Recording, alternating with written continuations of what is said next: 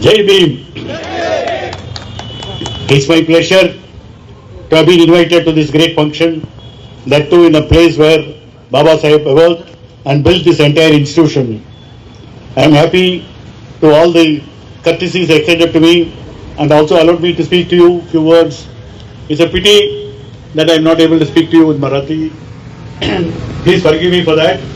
At the same time, the issue focused by Baba Sahib Ambedkar is a very important, timely and the need of the hour. It is in that sense I would like to share some of my ideas and also experience. When I came to this meeting, I was wearing a Hawaii slipper. Even some of the organizers were looking at it. How come I am wearing a Hawaii slipper? I am only reminded 2 weeks before, our Prime Minister Narendra Modi said in a meeting, it is my dream that a person wearing a Hawaii slipper is able to fly in the aircraft. Maybe it is his dream. At that time, I said in the meeting that Prime Minister, you must know one thing, that majority in this country cannot wear any slippers in this country. Even if they do have one, majority cannot walk in their own village streets with a slipper wearing. People are not allowed. Therefore, when you want to concentrate the underprivileged of this country, who are being denied every kind of a civic right, 1/5 of the Indian population of nearly 1.4 billion have not been recognized as human beings. Where is the question of your thinking? My dream is for people with Hawaii slipper to fly in the aircraft. First, allow them to wear their own slippers in their own villages. Allow them to walk with their own slipper in their own villages. Even some of our courts, the people who belong to class 4 service, when they come into our room, they can't wear the slippers. I asked the question, what prevents them from wearing their own footwear? They are not asking you to supply extra footwear, making the government to pay money. When they come from home, they leave the slippers in their own office room and then come barefoot all the time. Does it mean that the justice system, does it mean the judiciary, does it mean the courthouse is a place of worship, is a place where people come to worship? Now, if judges do think in this light, you may understand what kind of a justice they may render in courts. This is a fundamental question. We are seeking for justice and the justice is elusive. When I asked about the wearing slipper, it's a very important issue. It's not an issue to say that if people, the Hawaii slipper should fly. As a Prime Minister of this country, you must realize, make the people wear their own slippers, make them to walk in their own streets, and make them to realize this is a sovereign democratic republic and every person can do what they do in terms of the constitution. And therefore, this issue that there has been a treatment of people on the basis of caste, discrimination on the basis of caste. Now, if you think our constitution, so beautifully drafted, so beautifully carved out from several provisions, where is the heart of the constitution? In fact, 3 years back, there was a Hindi film by title Article 15. The director of the film was asked, the constitution has got 397 provisions. Why is that you are saying 15? Then he said that in the last 20th century, people have not been allowed to have any equality. People have not been allowed to enter into public spaces. People are not allowed to enter into temples. People are not allowed to enter into tanks and other waterways. People have not been allowed to enter into educational institutions. This is the first time, though Article 14 talks about equality before law and equal protection of law, Article 15 is the first time declares that nobody in this country will be discriminated on the ground of religion, on the ground of caste, on the case of language, on the question of area, on the question of gender, on the question of descent. This is the first time the Constitution declares, after 20 centuries of struggle, after the 20 centuries of slavery, after the 20 centuries of caste hegemony, this is the first time the state guaranteed that there shall not be any discrimination. Therefore, the director said, the heart of the Constitution is Article 15. We must be proud that we have a constitution like this. In fact, once Baba Sahib said about the Brahmins and also about how the cunningness in which they operate, he said the Ramayana, the greatest Itihas, was not written by a Brahmin. The Mahabharata was also not written by a Brahmin. When they want to write the constitution, they call me who's a Mahar. It only shows that this country, people who give, people who provide the intellectual support are the people who below in the ladder. And therefore he said that in this country, we must have a constitution which will govern us. We will have a constitution which will be democratic.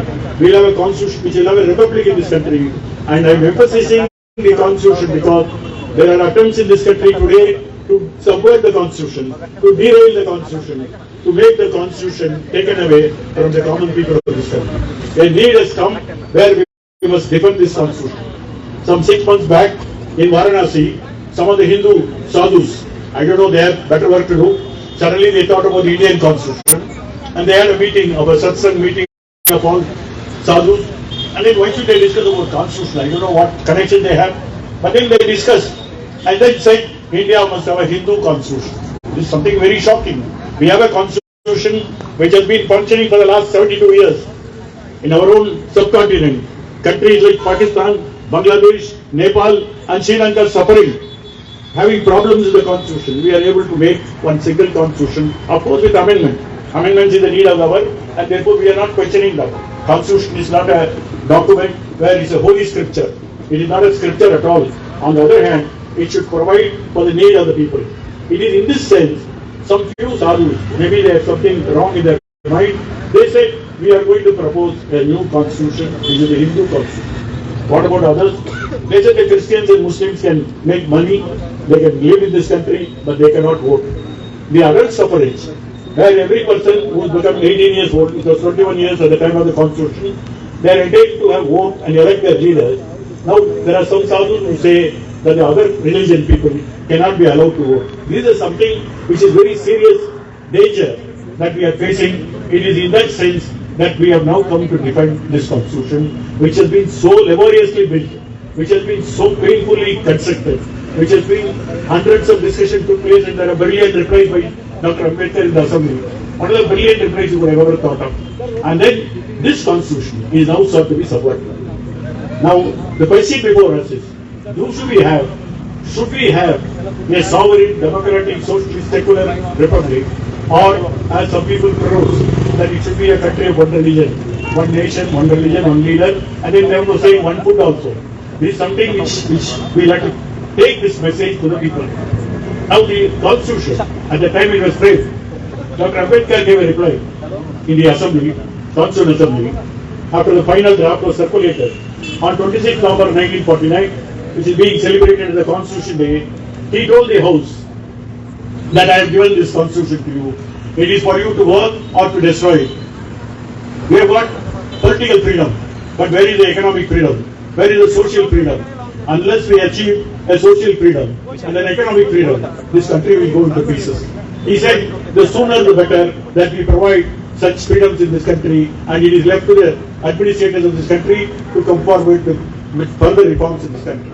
But what we see in the last 72 years, in the last 72 years since we got independence, 72 years since we got the constitution, what is that we got? One question comes, question of untouchability. There are many people who think that this is only a paper proposition, there is no evidence for it. On the other hand, every year after year, the National Commission of the Scheduled Castes has prepared a report which is placed in the Parliament. If you have any occasion to read, please read the report. Some 200 pages of several atrocities against the Dalit people, against the Scheduled Caste people. And then that is placed before the Parliament. For what reason? Now the question comes, I will tell you, it has got an international ramification. People must have read 2 weeks before, the Seattle municipality, the Seattle Corporation in America passed a resolution that there shall not be any caste discrimination in Seattle. Suddenly, some of the NRIs, some of the people who were here started saying, why should America talk about this? The people who brought the resolutions are Indians. The people who passed the resolution are NRIs. And they feel that notwithstanding you are going abroad, notwithstanding you are earning tons of money, notwithstanding you are moving in an interracial society, that there are people who carry the very same caste system. Dr. Ambedkar had known this before. He is a person who is able to vision. People asked him, what do you say about the intercaste marriages? He said, interracial marriage may work in America, a black and a white marry, tomorrow he may become little black or little white, but then the color will change. But in India, the caste may not change. If two people marry out of caste, one may say, we will give our children this caste, and that will be always a caste other than the scheduled caste. Therefore, he said, while I don't oppose any intercaste marriage, I am very sure that this may not work. And today we find people, even they move abroad, they go to far advanced Western society, they go to far advanced societies like North America, they carry the caste, they carry the discrimination. Not a one or two incidents. In fact, California is now toying with the idea of passing a legislation this way. 2 years back in London, in United Kingdom, a bill was brought in that there should not be a discrimination in UK on the basis of caste. The caste has been recognized as an important factor where in Indian society, the caste hierarchy versus the people who are in the caste and who are outside the caste. There are Avarnas and there are Savarnas. Merely because you say Savarnas, they don't cease to be human beings in this country. But then what is happening today has been recognized in some of the Western countries. And then in UK, the law has been passed. But in the Indian community there, mostly the caste Hindus, mostly the Brahminical caste, they now say, what is the use of having anti-racial law in what is the point in saying a race is equal to caste discrimination? Now this is a very fundamental issue, friends. I will tell you, from 4 years back, there was a conference in Johannesburg. The question was whether the caste discrimination should be equated with racist discrimination. Several NGOs, several Dalit supporters, several Dalit intellectuals brought a resolution requesting the conference, it is an anti-racist conference, they requested the organizers, you must add along with racism, caste discrimination. Now, the opposition comes not from anybody else, from the Indian representative, representing the government of India, saying that you should not bring caste to outside India. We may perish, we may live together, but no question of telling outside India what is the position in India. This is a very, very nasty situation. You may kill people, you may keep them slaves, you must also deny them every right, but you cannot complain anywhere. This is a very double standard that we are talking about. Recently there was a film, BBC documentary, where it was shown. Suddenly everybody said, no, this should not be shown. They should not be shown. Now government of India, why is that afraid of BBC? Now that has been prohibited. Anybody can say today, because today, thanks to the information revolution, anybody on a touch of button can see whatever you put in. Your link will not lie to a social media. But still, the concept, the idea, the reason behind the denial is some foreign powers are trying to set up against the Indian government. This was super. I was a student in 1975 when the emergency was declared in this country, internal emergency for 2 years. People like Lalu Prasad, Jayaprakash Narayan, Advani, Vajpayee, even Narendra Modi was arrested under the Maintenance of Internal Security Act, an act which is called MISA, has no trial, there is no rule of law. If a district magistrate wants, he can put you inside for a period of 1 year, and it can be extended also. Now, when Advani, when Modi, when Vajpayee was arrested, the Indian papers did not carry the news. It was the BBC which was broadcasting. Most of us students used to listen every night to BBC and then write in a paper and then make copies. Because newspapers were silent. Newspapers were censored. Newspapers do not carry correct news. Therefore, people get news. The question is, how do I get the news? How do I get my people know the correct news? Even Modi's arrest was broadcasted by BBC, not by All India Radio. Therefore, today, you take a double standard. Those days it is welcome. Today they are foreign powers. This is something which never can be allowed. There are many people who say, in fact, when Amazon used to arrange some intellectual discussion, they invited a scholar who is a Dalit scholar to speak in Amazon. The other employees who are working in Amazon, they gave a protest note saying that this lady will be speaking about the caste factor in India, which is an eyesore. They should not be allowed to speak because all of us will be affected. And what way you will be affected? If the truth is told, sometimes truth may be a little hot, sometimes truth may be a little warm, and therefore you can't digest. Because you have been suppressing in this country, you have been last 20 centuries, you have been a superior claim. I am asking you a simple question. Today you take all the high courts, they call it as a Nyayalaya. In the Nyayalaya, there is only one high court which has got Ambedkar statue, is Madras High Court.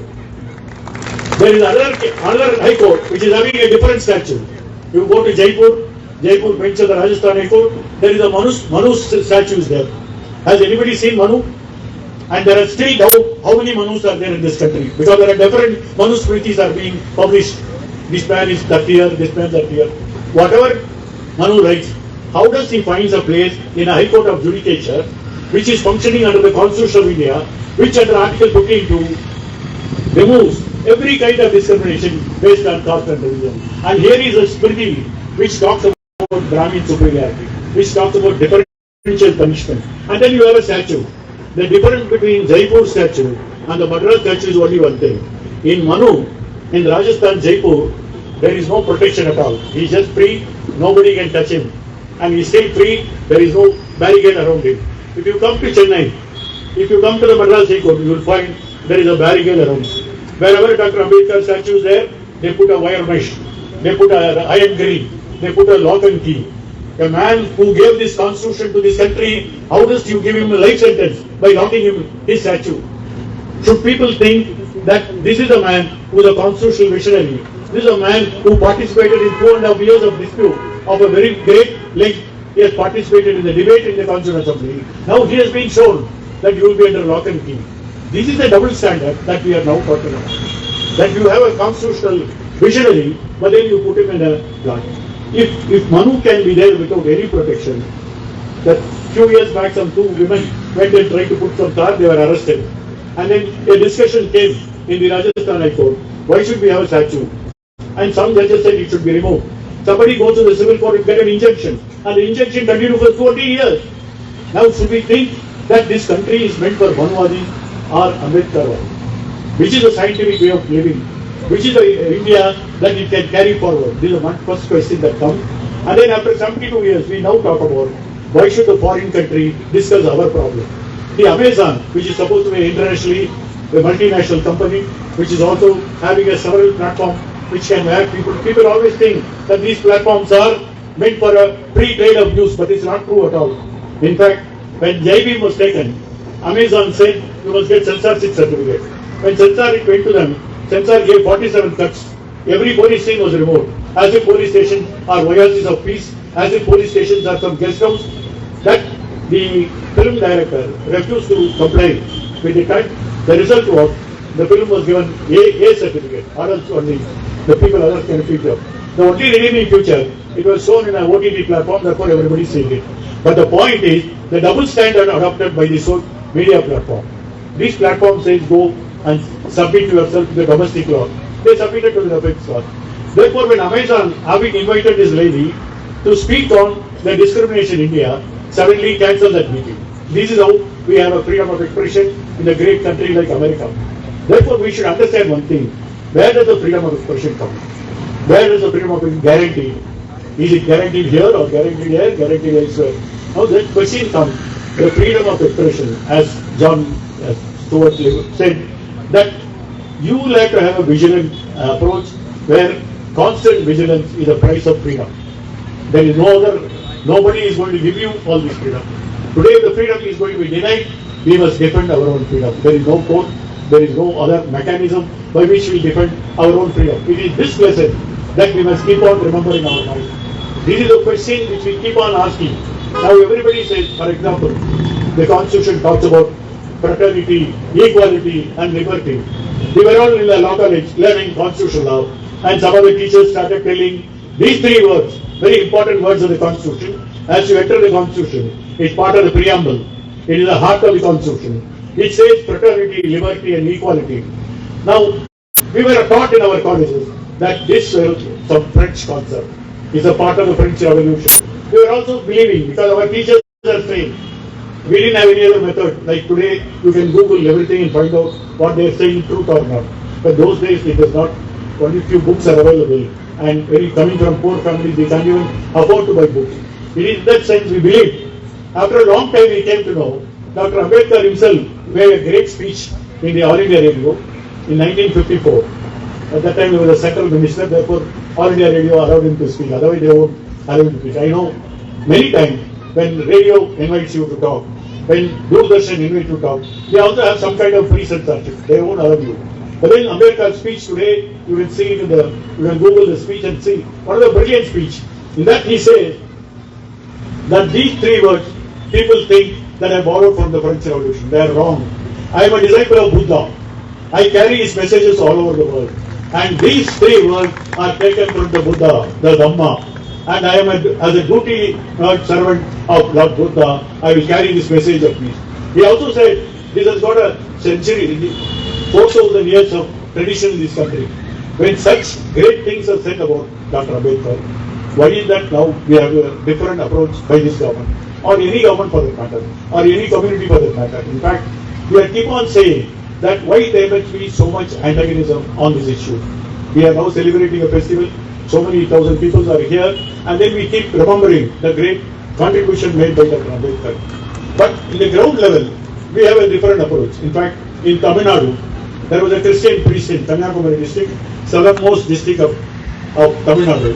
There were considerable Christian presence in that district. One priest in one meeting said, among his own followers, they say lay person, he told them that my grandfather was a Hindu, but then he doesn't want my father to become a Hindu, so we got converted to Christian, and then from him I also became a Christian, and I thank my grandfather that we have now changed our position. This is what he has said. Nothing wrong in saying. Immediately a criminal case was filed. What criminal case? He said the fact to his own people, and now the criminal case was challenged in the Madurai High Court. You must see the judgment. George Ponaya was the Inspector of Police Kanyakumari district. You must read the judgment. How much hypocrisy that we are building into this issue. The judge wrote, dismissing the petition, saying it may be the argument advanced on behalf of the Christian priest was, in annihilation of caste, Dr. Ambedkar has said like this. In Diksha Bhumi, he said, I was born as a Hindu, I will not die as a Hindu. This is what he has said. And he has not said anything more than that. If Ambedkar said, I am only quoting him. The judge writes, Dr. Ambedkar can say all this, but you cannot say all this. What is the hypocrisy that we are going through that? If the judges are going to take such kind of a double speak, if judges are going to be colored by a different colored school of thought, then where is the justice in this country? That's the most important thing. More than the government, more than the parliament, we look towards the judiciary to give certain amount of relief as being an umpire between the oppression, between the government and the legislature on the one side and the people on the other side. When we look forward to them, their performance becomes very disappointing. In fact, you know, when the amendment to the SC Act came in 2014, the Act was under challenge. The Supreme Court said, no, the law is being misused. This Act is bad. You are entitled to get bail, though the Act says no bail. Till the matter is being reviewed. There was also a lot of protests all over the country, and I am told about 14 people died due to firing all over India. Now this made the Parliament to amend the Act and then say the old position should be there. No anticipatory bail for the accused because they are perpetrated of a serious offence, an offence which is prohibited by the Constitution. Now the Supreme Court, second time, says this law is valid. And now, between these two judgments, how many cases have gone out of court? How many cases have been quashed on the ground? The law is different. So this is something which we constantly have to ask ourselves. When we send people to the judiciary, we ask them, do you believe in this Constitution? Do you have faith in this Constitution? Are you taking the oath that I will uphold the Constitution without fear or favor, without ill will? To the best of my knowledge and ability, I will defend the Constitution. Having taken the oath, if you still believe in this Constitution, you should uphold the Constitution. If you have any doubt, some people said about my judgment, my book, where I said my judgments in the light of Ambedkar. Where I gathered all these cases relating to caste, relating to religion, how to find, there are no laws, the Constitution is not very clear on this issue. You must have some input to write a judgment. It is the Ambedkar's writings which gave us more light to write these judgments. Therefore I said, if you want to write, if you want to deal with caste, if you want to deal with religion, you will have to read Ambedkar first. Therefore my book said, my judgments in the light of Ambedkar. Some TV anchor who was very upset with my book, so he asked me, Justice Chandru, you are saying in the light of Ambedkar, somebody will say Savarkar, somebody will say Golwalkar. I said, go to hell, let them say whatever they want. Today it's a fact, you can't decide matters without reading Ambedkar. He is an authority on the question of religion. He is an authority on the question of craft. And therefore my book contains profuse quotation from his selected work. And I thought it's my duty, because some of his judgments are not reported in law journals, perhaps they are adopting some modern untouchability. Therefore I thought I will publish my own book. Today we'll have to do our own trumpet. Nobody else will trumpet for us. And therefore we'll have to keep on trumpet. And having published the book, it's my duty to take the book to the wider audience. That will be now translated in several languages also. But what is most important is, I am reminded, a leading Dalit leader of Tamil Nadu, he said in one of these book introduction meetings, he made a very pertinent point. There is an Ambedkar for the scheduled caste people. What we need, an Ambedkar for the non-scheduled caste people. That alone can remove prejudice in this country. That alone can make constitution more meaningful. That alone can make this country continue to be a modern democratic republic. And in this function, except these few way of introduction, let me thank the organizers who called me to this meeting. Let me thank them for giving me an opportunity to air my views.